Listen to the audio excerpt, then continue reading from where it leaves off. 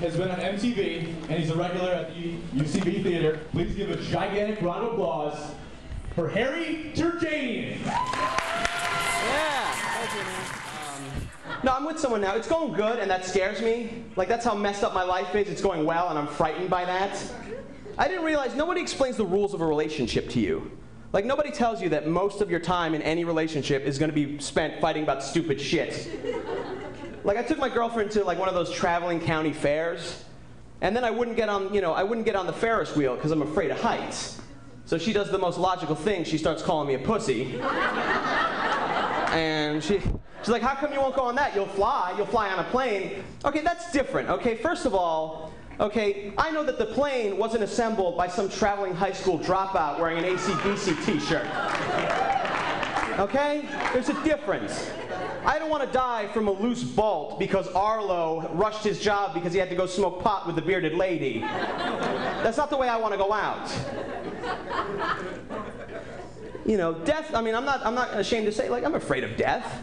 We all are. Like, when you fly, it's a different thing. Like, I get a little nervous when we're about to land, so I'll always put my iPod and put some kind of soothing music on, to help me relax. But then I always forget that my iPod, the shuffle is on, and then it'll change to something really stupid and inappropriate, which frightens me because I don't want the last song I hear on Earth to be, Weird Al Yankovic's Like a Surgeon, as the plane goes crashing into the ground.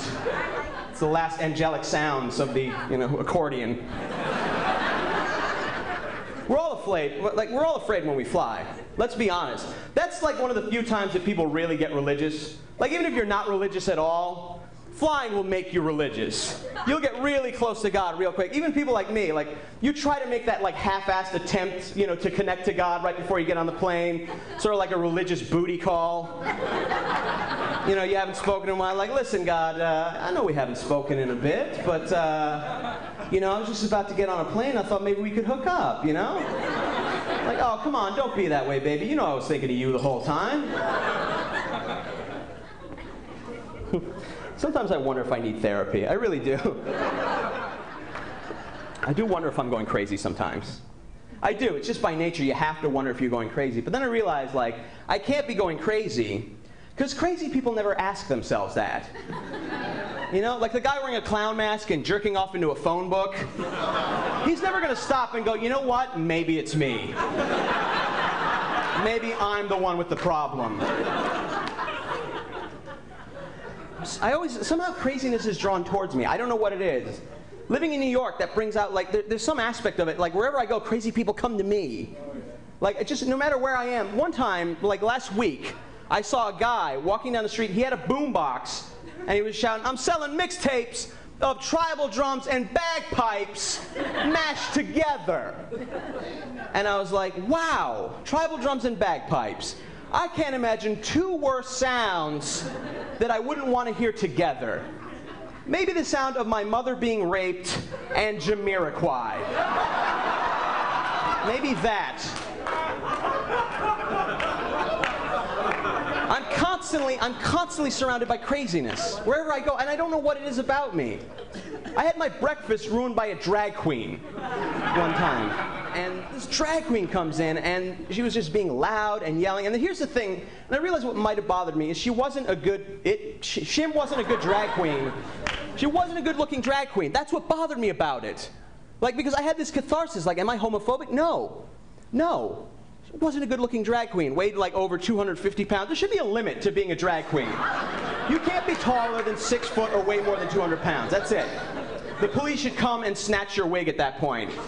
This way they can go, why? Because I'm a drag queen? No, because you're a shitty drag queen, okay? So either do some sit-ups or don't wear sequins. Ruined by a drag queen. It was like they were doing one of those like Harvey Firestein voices because they had a crappy wig and that 5 o'clock stubble. And just like, can I get an Egg McMuffin, honey? Like, all right, I gotta throw my breakfast in the garbage now. I can't deal with that insanity. It's not homophobic. I realize what it is. Drag queens are annoying. Like, gay people are gay people. Drag queens are their own thing. You've never seen a quiet drag queen. You will never see a quiet, dignified drag queen. You're never going to walk into a Starbucks and see a drag queen in the corner with bifocals doing a New York Times crossword puzzle. Or go to a library and see a drag queen diligently working on a research paper. or plowing their Zen garden. It's just never gonna happen, man. And don't fucking judge me for eating breakfast at McDonald's. They have a sandwich with maple syrup in it. I have no choice. I'm a drug addict, okay? And food is an addiction, by the way. I know people don't take it seriously, but it is. It is an addiction, and people don't it's not the same as drugs, it's different, but here's the thing. At least when you're trying to quit drugs, how many drugs do you have to stay away from? It's like 5 drugs, you know, pot, weed, ecstasy, whatever, that's it. You stay away from them. Wendy's comes out with a new sandwich every month. That's not something drug addicts have to deal with, you know? Drug addicts don't have to see a commercial. New cocaine, now with barbecue sauce.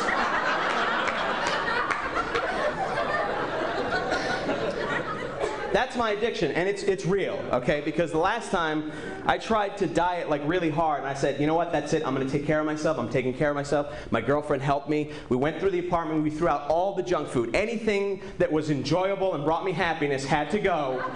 We cleared it out, and I was fine until she went to work, and then the DT started. Because I started craving it really bad. And I needed something. I started going through the whole house, just searching for anything. Any stash, anything we'd forgotten. The only thing I could find was a goodie bag that my girlfriend had gotten from a bachelorette party. And inside the goodie bag was a lollipop made of chocolate shaped like a penis. And you don't know what rock bottom is until you find yourself sucking on a chocolate cock. Thank you guys very much. Thank you, man. Good job, dude. Thank you. For Harry, guys.